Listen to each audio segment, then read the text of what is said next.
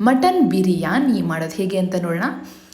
ಮೊದಲಿಗೆ ಒಂದು ಮಿಶ್ರಣ ರೆಡಿ ಮಾಡ್ಕೊಬಿಡೋಣ. ಇದಕ್ಕೆ ನಾನು ಚಕ್ಕೆ, ಲವಂಗ, ಪೆಪ್ಪರು, ಶುಂಠಿ, ಬೆಳ್ಳುಳ್ಳಿ, ಹಸಿಮೆಣಸಿನ್ಕಾಯಿ, ಸ್ವಲ್ಪ ಈರುಳ್ಳಿ ಮತ್ತು 1-2 ಸ್ಪೂನ್ ತೆಂಗಿನ ತುರಿ, ಸ್ವಲ್ಪ ಕೊತ್ತಂಬರಿ ಸೊಪ್ಪು ಇದನ್ನು ಹಾಕ್ಕೊಂಡು ರುಬ್ಬಿಟ್ಕೊತಾ ಇದ್ದೀನಿ. ಇವಾಗ ಕುಕ್ಕರಲ್ಲಿ ನಾನು ಎಣ್ಣೆ ಹಾಕ್ಕೊಂಡು ಪಲಾವ್ ಎಲೆ, ಸೋಂಪು ಕಾಳು, ಚಕ್ಕೆ, ಲವಂಗ, ಗೋಡಂಬಿ ಇದನ್ನೆಲ್ಲ ಹಾಕ್ಕೊತಾ ಇದ್ದೀನಿ. ಸ್ವಲ್ಪ ಎಣ್ಣೆನಲ್ಲಿ ರೋಸ್ಟ್ ಆದಮೇಲೆ ಈರುಳ್ಳಿ ಹಾಕೋತಿದ್ದೀನಿ. 2 ಈರುಳ್ಳಿ ಹಾಕ್ಕೊಂಡಿದ್ದೀನಿ.